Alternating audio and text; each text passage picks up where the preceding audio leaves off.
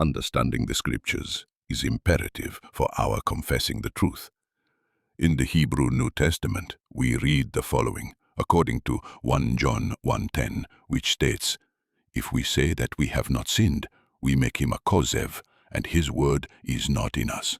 Here, the translator chose to use the word kōzev rather than the more common biblical term Sheqer, meaning lie, falsehood. The nuance and significance are found in the semantic range of the two Hebrew root words. Sheqer denotes a false statement or outright lie. It often carries moral condemnation, such as to utter what is untrue. It is predominantly used as a noun, a lie, such as in Proverbs 12:22. On the other hand, kozev, written in the Hiphil form, here means to cause someone to become false. This conveys the act of deception, of making someone or something untrustworthy. This word has an Aramaic flavor in post-exilic Hebrew, often stressing the process of falsifying or deluding. We note how this matches the underlying Greek behind the text.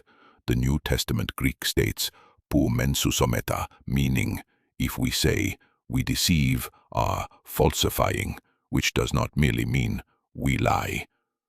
Translating pseusometha with kozev preserves the verbal force, to render God's word into something false, rather than simply labeling it a lie. Sheqer would have forced the noun to mean a lie, but would not have captured the nuance of actively making him look false. The theological and stylistic emphasis in the word kozev is in the active deception, which highlights one's role in making God a false witness. It's a performative act. This is contrasted with God's truth later in the verse we read, and his word is not in us. The twin pairing, making him false and excluding his word, echoes a thematic contrast between deception, kozev, and truth.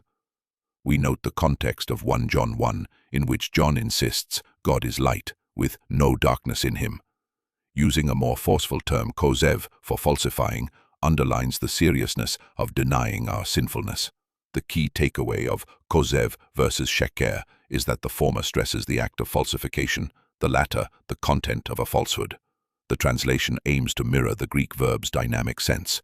We make his testimony appear false, not merely to call it a lie. This deepens the warning. Denying our sin isn't an innocent slip of speech, but an active rebellion that ejects God's word from our hearts.